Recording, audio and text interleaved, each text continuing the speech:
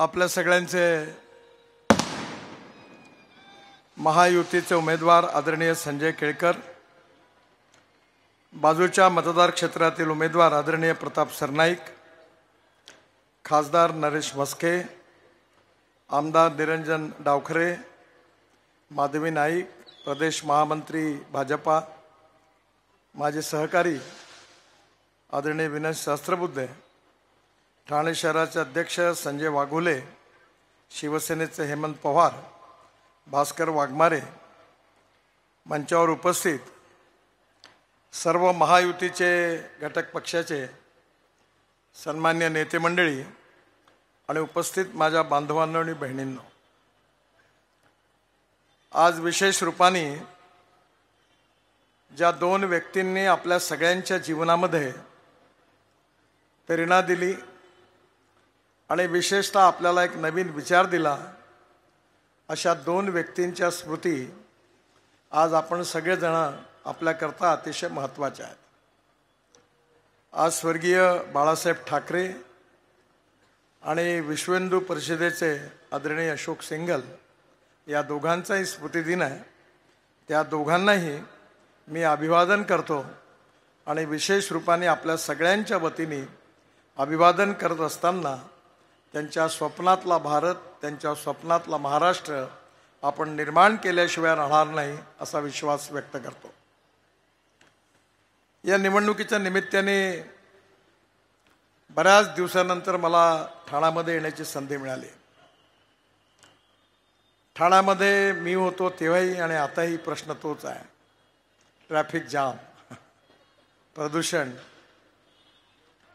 आणि मला असं वाटतं की जेवढ्या मोठ्या प्रमाणावर आपण उड्डाणपूल बांधले, 55 उड्डाणपूल त्या काळात बांधण्याची संधी मला मिळाली, पण उड्डाणपूल बांधल्यानंतरही पण काही ट्रॅफिक कमी झाला नाही. अजून दोन महत्त्वाच्या गोष्टी ज्याचा उपयोग ठाणे आणि मुंबईला होणार आहे आणि त्यामुळे काही प्रमाणात ट्रॅफिक कमी होईल असं मला वाटतं. त्यातलं पहिलं काम म्हणजे आपण दिल्लीपासून मुंबईपर्यंत एक मोठा एक्सप्रेस हायवे बांधतो आहे. त्यावेळी मुंबई पुणे हायवे जेव्हा बांधला होता त्याची किंमत फारच कमी होती. तो त्यावेळी आपण 1650 कोटीत बांधला होता. पण आता जो सध्याचा दिल्ली मुंबई हायवे आहे त्याची किंमत 1,01,921 कोटी आहे. आणि मला सांगताना आनंद होतो आहे की यापैकी 800 किलोमीटर 100% पूर्ण झालेले आहे. आणि महाराष्ट्रामध्येच थोडं ठाणे जिल्ह्यात फॉरेस्टच्या अडचणीमुळे वेळ लागला, पण त्याही ठिकाणी 65, 70, 80% काम पूर्ण झालं आहे. या हायवेची विशेषता ही आहे की खऱ्या अर्थाने याच्या मागची पण पार्श्वभूमी आपल्या सगळ्यांच्या उपयोगाची आहे. आपल्यापैकी अनेक जण मनालीला गेले असाल. मनालीवरून रोहतांग पासला जायला 3.5 तास लागत होते.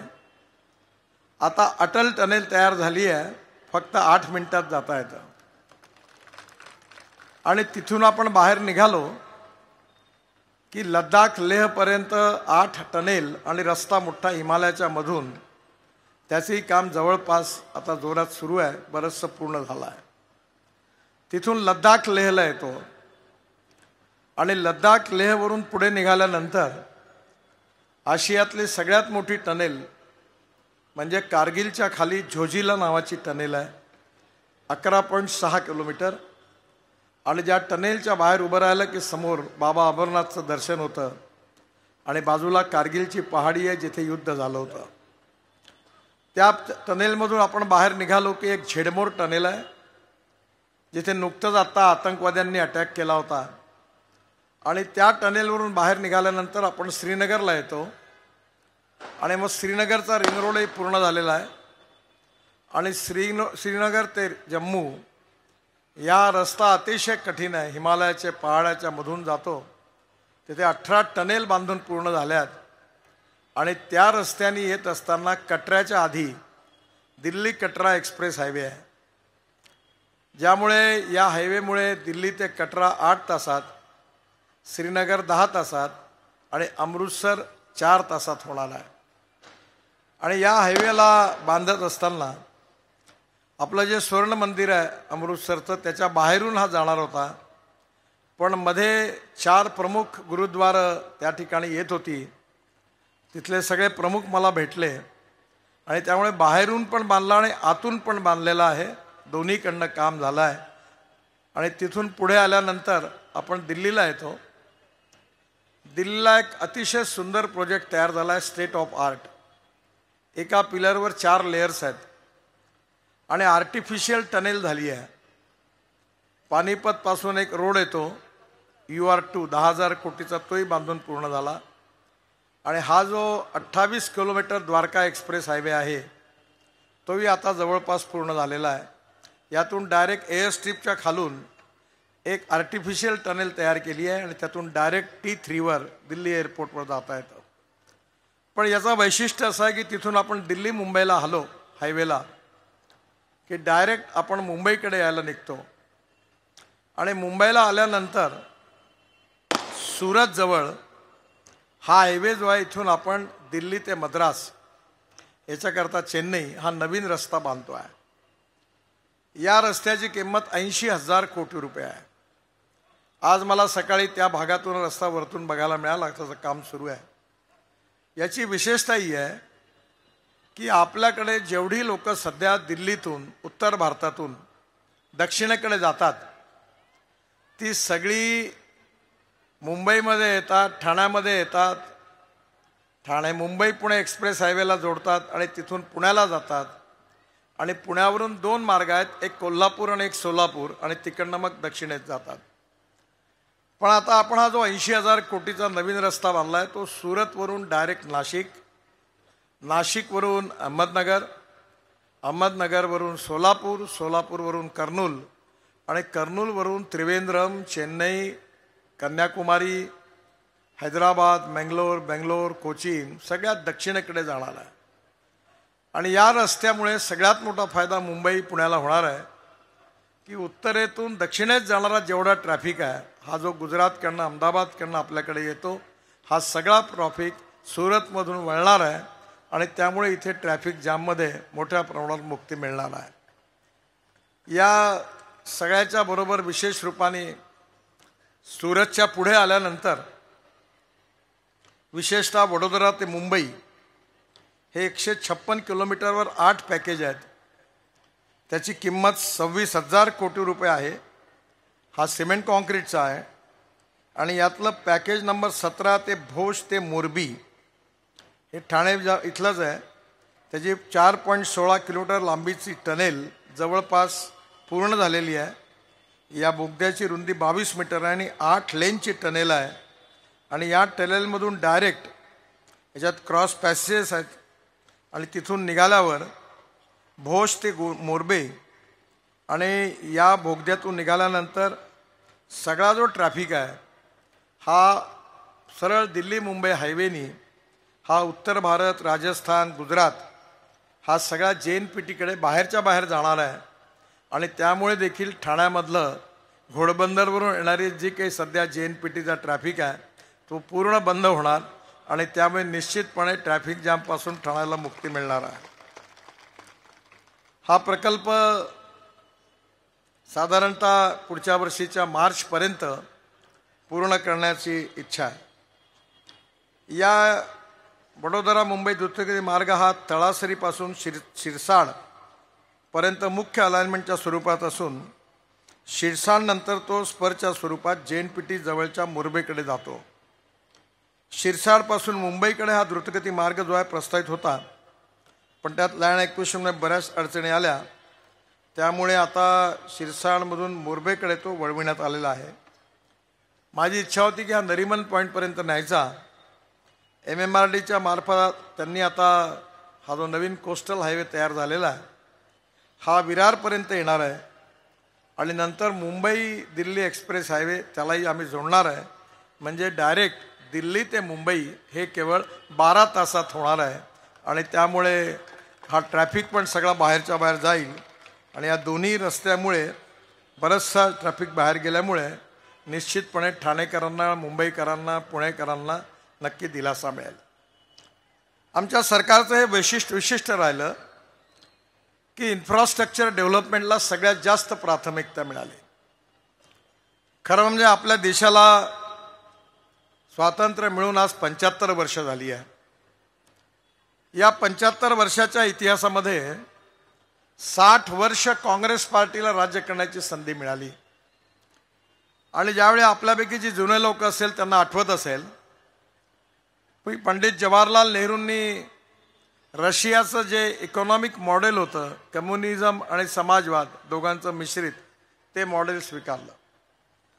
आता मीच अध्यक्ष आहे, फायनान्स मिनिस्टर आम्ही म्हणून अनेक वेळा प्रश्न पडतो की सोन्याच्या खाण घाट्यात, टेक्स्टाईल मिल घाट्यात, एअर इंडिया 70,000 कोटीचा लॉस, इतका सगळ्या ठिकाणी जेवढा पैसा सरकारने खर्च केला, या सगळे प्रकल्प आता जवळपास संपुष्टात आलेली आहे. ही इन्व्हेस्टमेंट वाया गेली आहे. खरं म्हणजे या ठिकाणी पब्लिक प्रायव्हेट इन्व्हेस्टमेंट झाली असती तर या देशाच्या आवश्यक कामाकरता भरपूर पैसा उपलब्ध झाला असता. पण जे नियोजन ते चुकल्यामुळे सिंचनाकरता, गावाच्या कल्याणाकरता, शाळाकरता, शिक्षणाकरता याकरता पैसा उपलब्ध नाही झाला. आणि त्याचा परिणाम असा झाला की या चुकीच्या आर्थिक धोरणामुळे या 60 वर्षामध्ये देशाचा जेवढा पाहिजे तेवढा विकास झाला नाही. आपला देश श्रीमंत आहे पण जनता मात्र गरीब राहिली.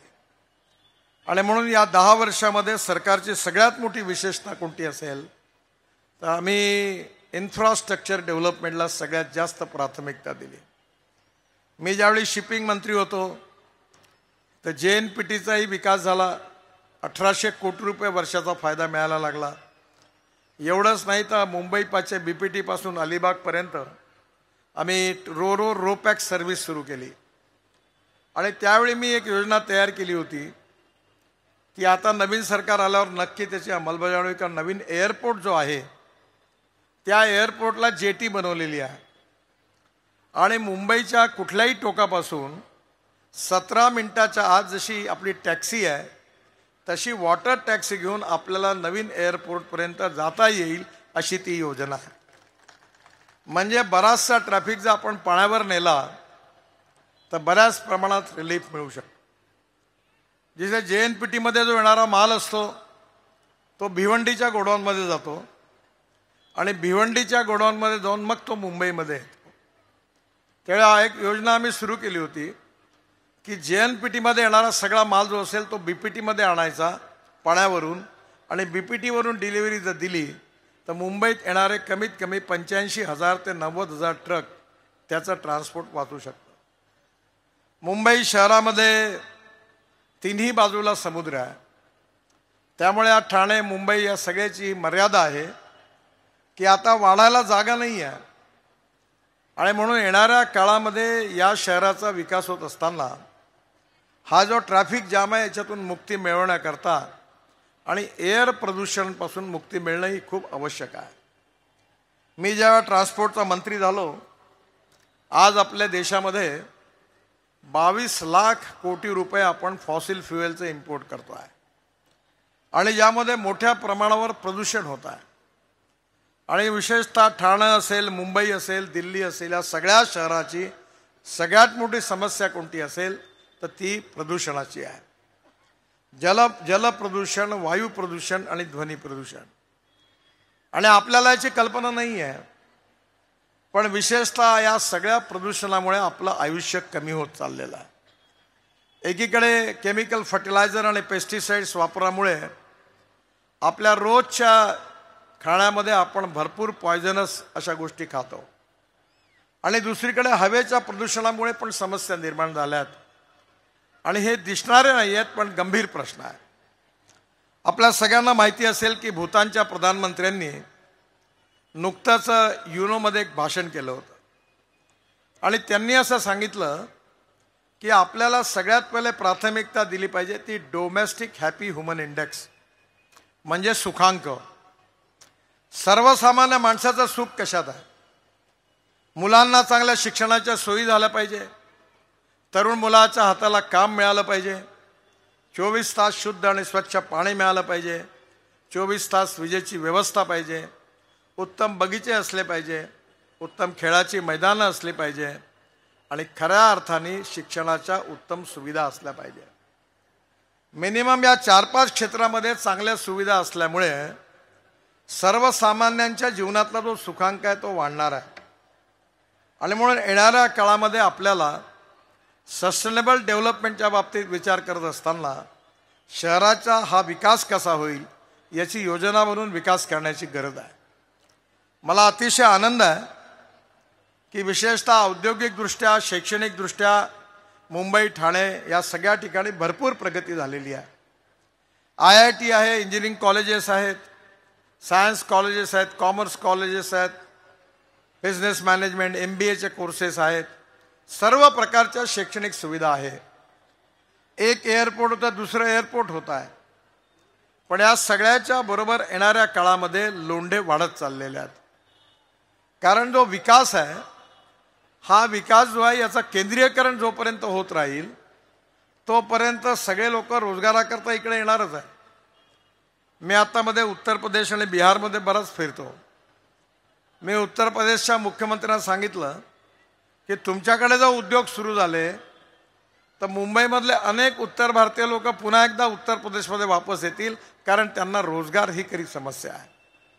आणि आता मोठ्या प्रमाणात उत्तर प्रदेश, बिहार या सगळ्या राज्यात देखील विकासाची प्रक्रिया गतिशील झालेली आहे. महाराष्ट्र जसा आपण भाग्यवान आहोत की महाराष्ट्राचा विकास जसा मोठा झालेला आहे, महाराष्ट्रामध्ये सगळ्यात जास्त फॉरेन इन्व्हेस्टमेंट आपल्याकडे आलेली आहे. आत्ताच मी विमानाने उतरलो तर टोयॅटो कंपनीचे विक्रम किर्लोस्कर माझे मित्र, त्यांच्या पत्नी, त्यांचीच टोयॅटो कंपनी आहे इंडियातली, त्या मला भेटायला थांबल्या होत्या. आणि त्यांनी मला सांगितलं की आत्ता आम्ही 20,000 कोटी रुपयाची इन्व्हेस्टमेंट करून संभाजीनगरला मोठा प्रकल्प टाकतो. आणि माझी इच्छा होती की तो प्रकल्प त्यांनी फ्लेक्स इंजिन म्हणजे 100% इथेनॉलवर चालणाऱ्या इंजिन्स आणि गाड्यांचा प्रकल्प ते सुरू करत आहेत. येणाऱ्या काळामध्ये 22 लाख कोटीचं इम्पोर्ट कमी करून electric, ethanol, methanol, biodiesel, LNG, CNG आणि हायड्रोजन याच्या आधारावर आपल्या देशामधली ऑटोमोबाईल इंडस्ट्री जर वळली तर आपल्या देशात 22 लाख कोटी रुपयाचं जर इम्पोर्ट वाचलं तर हा सगळा पैसा आपल्या देशातल्या लोकांचा वाचणार आहे. आणि विशेषतः शेतकऱ्यांना 10 लाख कोटी रुपये गेले तर त्यांचा विकास झाल्याशिवाय राहणार नाही, हे धोरण सरकारने आखलं. आणि मला विश्वास आहे की import substitute, cost effective, pollution free आणि इंडिजिनियस येणाऱ्या काळामध्ये माझ्या खात्याकडनं आपण इलेक्ट्रिक स्कूटर आणल्या, इलेक्ट्रिक बसेस आणल्या, इलेक्ट्रिक कार आणल्या, आता पॉप्युलर झाल्या. 400% राईज आहे. प्रदूषण शून्य आहे. आता CNGवरच्या स्कूटर आणि कार येऊन राहिलेल्या आहेत. त्यामुळे येणाऱ्या काळात फॉसिल फ्युएलपासून होणारं प्रदूषण जे 40% रस्त्यावर होतं ते जर कमी झालं तर आपल्या सगळ्यांचं जीवन सुसह्य होणार आहे. महाराष्ट्रामध्ये औद्योगिकदृष्ट्या जशी आपण प्रगती केली, विकास केला, तसं महाराष्ट्र ही संतांची भूमी आहे. महाराष्ट्रामध्ये छत्रपती शिवाजी महाराजांनी, राजर्षी शाहू महाराजांनी, बाबासाहेब आंबेडकरांनी, महात्मा ज्योतिबा फुलेंनी संपूर्ण देशाला जो सामाजिक विचार दिला त्या विचाराचं मूळ महाराष्ट्रामध्ये आहे. आज सगळीकडे देशामध्ये आज राजर्षी शाहू महाराज, बाबासाहेब आंबेडकर, महात्मा ज्योतिबा फुले, शिवाजी महाराज यांचा आदर्श सगळेजण समोर ठेवत आहेत. आणि छत्रपती शिवाजी महाराज तर आपलं दैवत आहे. राज्य कसं असावं, प्रशासन कसं असावं, राजांनी कसं वागावं याचं यथार्थ वर्णन शिवाजी महाराजांच्या बाबतीत अगदी संयुक्तिक आहे. रामदास स्वामींनी त्यांचं वर्णन केलेलं जे आहे की यशवंत, कीर्तिवंत, वरदवंत, सामर्थ्यवंत, जाणता राजा, निश्चयाचा महामेरू, बहुत जनासे आधारू, अखंड स्थितीचा निधारू, श्रीमंत योगी. अशा छत्रपती शिवाजी महाराजांची शिवशाही ही महाराष्ट्रात आली पाहिजे, हीच बाळासाहेबांची इच्छा होती. महात्मा गांधींनी ज्याला रामराज्य म्हटलं होतं, शिवाजी महाराजांची जी शिवशाही होती त्याला आपण शिवशाही म्हटलं. ही आदर्श राज्याची कल्पना होती. की असं राज्य निर्माण झालं पाहिजे की जे भय, भूक, आतंक आणि भ्रष्टाचारापासून मुक्त झालं पाहिजे. आणि या राज्यामध्ये करत असताना आपल्या सगळ्यांचं उद्दिष्ट हेच आहे की भारत हा सुखी, समृद्ध, संपन्न, शक्तिशाली देश झाला पाहिजे. या देशाला भय, भूक, आतंक, भ्रष्टाचारापासून मुक्ती मिळाली पाहिजे. हा देश $5 ट्रिलियन इकॉनॉमी झाली पाहिजे. आत्मनिर्भर भारत झाला पाहिजे. विश्वगुरू झाला पाहिजे. आणि मला नेहमी आठवतं की विवेकानंदांची जी भविष्यवाणी होती ती फार त्यांनी अमेरिकेमध्ये आपल्या भाषणात केली होती की 18वी सदी जी होती ती सगळीकडे मुघल सल्तनतचा बोलबाला होता. 19वी सदी जी होती त्यावेळी इंग्रजांचा युनियन जॅक सगळीकडे फडकत होता. 20वी सदी जेव्हा आली तेव्हा अमेरिका एक सुपर पॉवर म्हणून जगासमोर आली. पण 21वी सदी जी आहे ते हिंदुस्थानची राहणार आहे, भारताची राहणार आहे, आपल्या सगळ्यांची राहणार आहे. येणाऱ्या काळामध्ये आपला देश सर्व बाबतीमध्ये पुढे गेला पाहिजे. या देशाची सर्वांगीण प्रगती आणि विकास झाला पाहिजे. या भावनेतूनच या देशामध्ये आमच्या सरकारने सातत्याने काम केलं. आज मला अतिशय आनंद आहे की आज आपले IT इंजिनियर्स जगामध्ये त्यांना एवढा लौकिक आहे, एवढा मान आहे, एवढा सन्मान आहे की ते वेल रिकग्नाइज आहेत आणि त्यांना रिस्पेक्ट आहे. अमेरिकेमधल्या 10 डॉक्टरपैकी, UK मधल्या 10 डॉक्टरपैकी 6 डॉक्टर भारतीय आहेत, ज्याचा लोकांचा ज्यांच्यावर विश्वास आहे. आपला देश असा देश आहे की ज्या देशामध्ये young talented engineering man power जगात सगळ्यात जास्त कोणत्या देशाजवळ असेल तर त्या देशाचं नाव हिंदुस्थान आहे.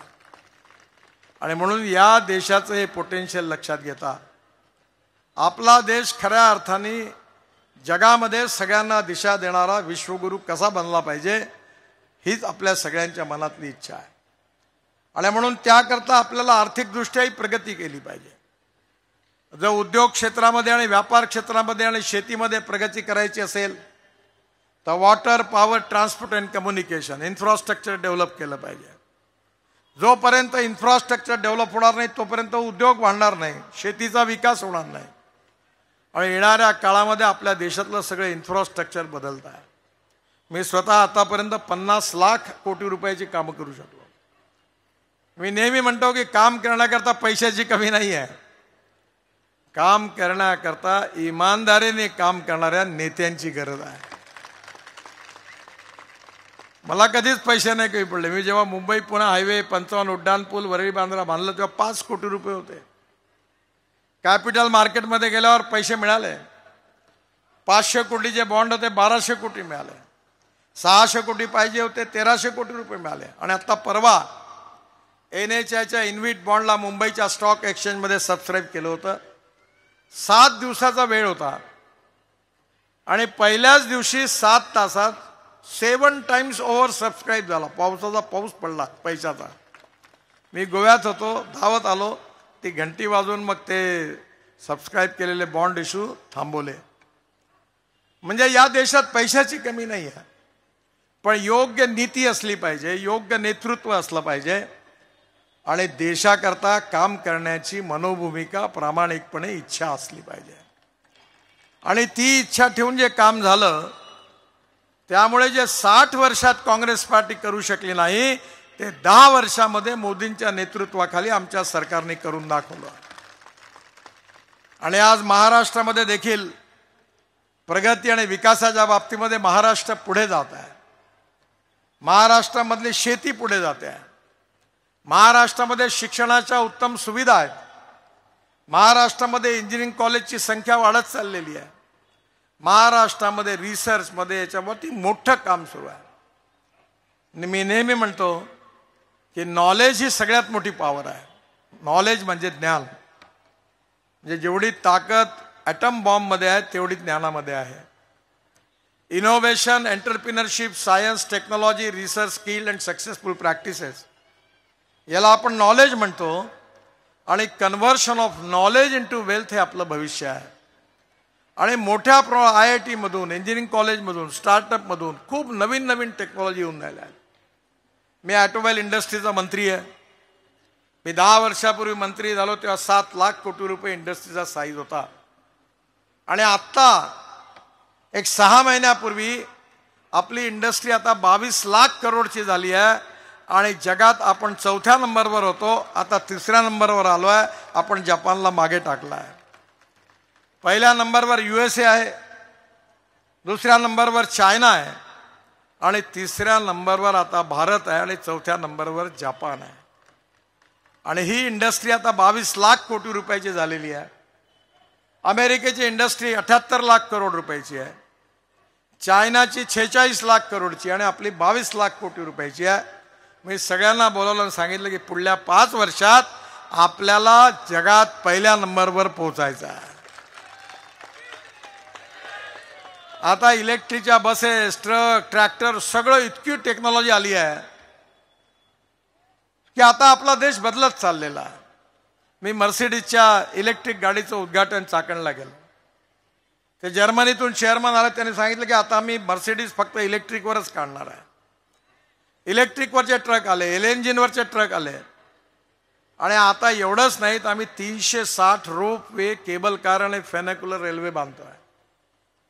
आणि आज मी तुम्हाला विश्वास देतो की आम्ही एक चांगली टेक्नॉलॉजी आणली आणि पहिला प्रोजेक्ट नागपूरला करतोय, पायलट प्रोजेक्ट आहे म्हणून करतोय.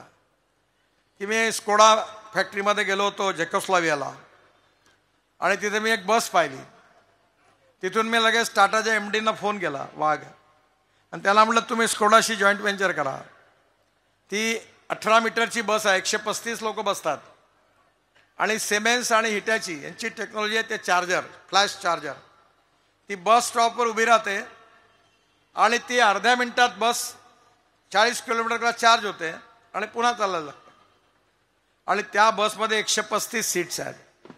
आता आम्ही बसची ऑर्डर दिली की प्रत्येक सीट एक्झिक्युटिव्ह चेअर राहील, समोर TV राहील आणि विमानात जशी एअर होस्टेस राहते तशी बसमध्येही एअर होस्टेस राहील आणि चहा पाणी नाश्ता सगळं काही मिळेल. आणि त्या बसचं तिकीट डिझेल बसच्या तुलनेत 30% कमी राहील. म्हणजे येणाऱ्या काळामध्ये टेक्नॉलॉजी बदलत आहे आणि या टेक्नॉलॉजीचा उपयोग करून आपण जनाचं जीवन सुसह्य करू शकतो. आणि हे करण्यामध्ये आपल्याला माहिती आहे, मागच्या वेळी आम्ही प्रयोग केला मुंबईच्या समुद्रात. मी विमानातून उतरलो होतो, MPBS सी प्लेन आपण आणली, मी स्वतः इथे ट्रायल घेतली होती. आणि आता भारत सरकारने योजना केली आहे, उडानमधले रूट दिलेले आहे आणि लवकरच इन्व्हेस्टर मिळाला की आता सांताक्रूज एअरपोर्टवर उतरण्याची गरज नाही आहे. कदाचित ठाण्याच्या तलावात देखील उतरता येईल आणि तिथे वॉटर पोर्ट बनेल.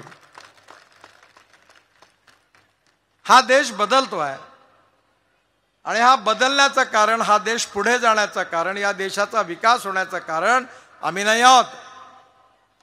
हा देश बदलतोय याचा खऱ्या अर्थाने कोणी जबाबदार असेल, याचा श्रेय कोणाला असेल तर माझ्यासमोर बसलेल्या जनतेला आहे. कारण तुम्ही जर आमच्यावर विश्वास दाखवला नसता आणि तुम्ही जर समर्थन केलं नसतं तर हे काम करण्याची आम्हाला संधीच मिळाली नसती. आणि म्हणून हा देश विश्वगुरू झाला पाहिजे, हा महाराष्ट्र सुखी, समृद्ध, संपन्न आणि शक्तिशाली झाला पाहिजे. हे जर करायचं असेल तर आपल्या सगळ्यांना या महाराष्ट्राचे चित्र बदलवण्याकरता योग्य पार्टी आणि योग्य नेतृत्वाला साथ दिली पाहिजे. मागच्या लोकसभेच्या निवडणुकीमध्ये मोठ्या प्रमाणावर जातीवादाचं आणि सांप्रदायिकतेचं विष कालवलं गेलं. बाबासाहेब आंबेडकरांचं संविधान आम्ही बदलवणार आहोत. जर 400 जागा आम्हाला मिळाल्या तर भारतीय जनता पार्टी बाबासाहेबांचं संविधान बदलवतील असा प्रचार केला गेला. आम्ही बाबासाहेबांचं संविधान बदलवणार नाही, कोणाला बदलवू देणार नाही आणि कोणाची बदलवण्याची हिंमत नाही. पण दुष्प्रचार केला गेला.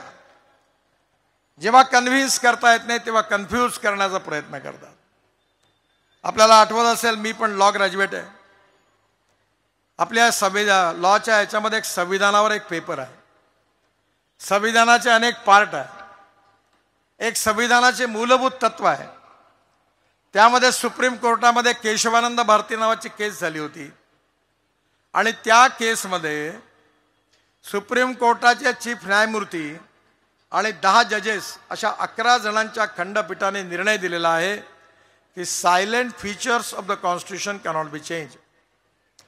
घटनेचे मूलभूत तत्व बदलू शकत नाही. हे मूलभूत तत्व म्हणजे कोणती आहेत?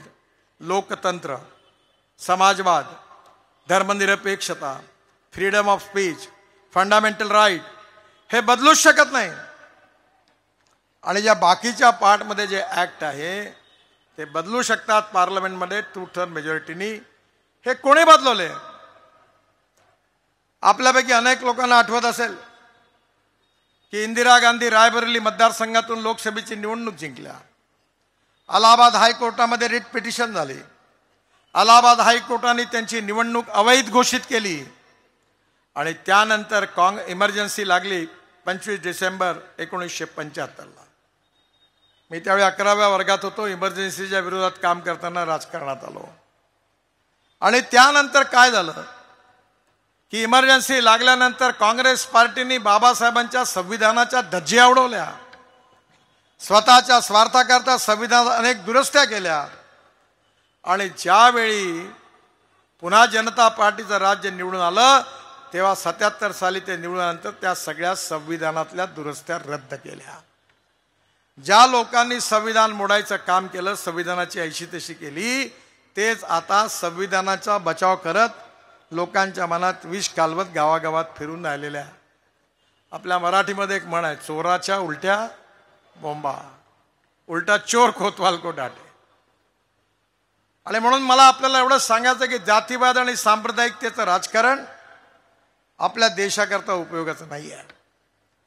मी आता बराच महाराष्ट्रातल्या ग्रामीण भागात फिरत असताना मी एक प्रश्न लोकांना विचारला की तुम्हाला रेस्टॉरंटमध्ये जायचं असेल तर तुम्ही कधी विचारता का की हे रेस्टॉरंट कोण्या जातवाल्याचं आहे? तुम्हाला तुमच्या जिभेला जिथे चांगली चव लागते तिथे जाऊन घुसता तुम्ही. तुम्हाला हार्टचं ऑपरेशन करायचं असेल तर तुम्ही असं कधी म्हणता का की माझा जातवाला पाहिजे त्याच्याकडेच मी ऑपरेशन करीन? तुम्हाला चांगला डॉक्टर पाहिजे. मग निवडणुकीच्या मतदानाच्या वेळी जातीचा विचार कशाला करता? आणि मग ही निवडणूक खऱ्या अर्थाने आपल्या सगळ्यांच्या भवितव्याची निवडणूक आहे. या ठाणे जिल्ह्यामधलं अनेक प्रश्न, ट्रॅफिक जाम, प्रदूषण सुटले पाहिजे. या शहरामध्ये सस्टेनेबल डेव्हलपमेंट झाली पाहिजे. या ठिकाणी उत्तम शाळा असल्या पाहिजे, खेळाची मैदानं असली पाहिजे. पण याप्रमाणे जर काम करणारं नेतृत्व असेल तर नक्की हे होईल. मी संजयला अनेक वर्षापासून ओळखतो.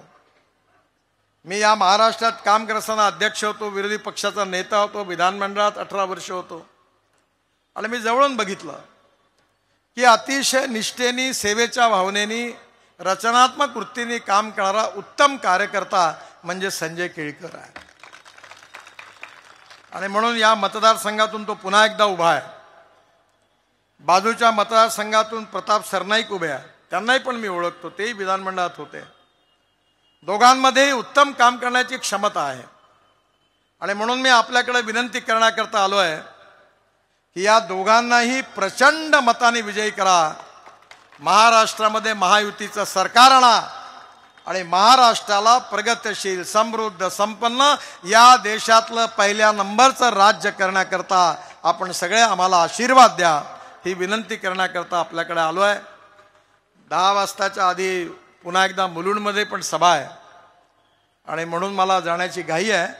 मी पुन्हा एकदा या दोन्ही उमेदवारांना आणि महायुतीच्या उमेदवारांना या जिल्ह्यात आपण विजयी करावं अशी विनंती करतो. आणि माझ्याबरोबर आपण एकदा जोरात नारा द्या, भारत माता की, भारत माता की, भारत माता की. धन्यवाद, नमस्कार.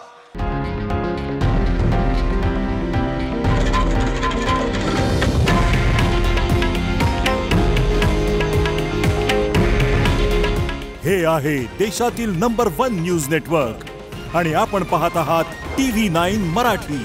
काळजी तुमची, हित महाराष्ट्राचं.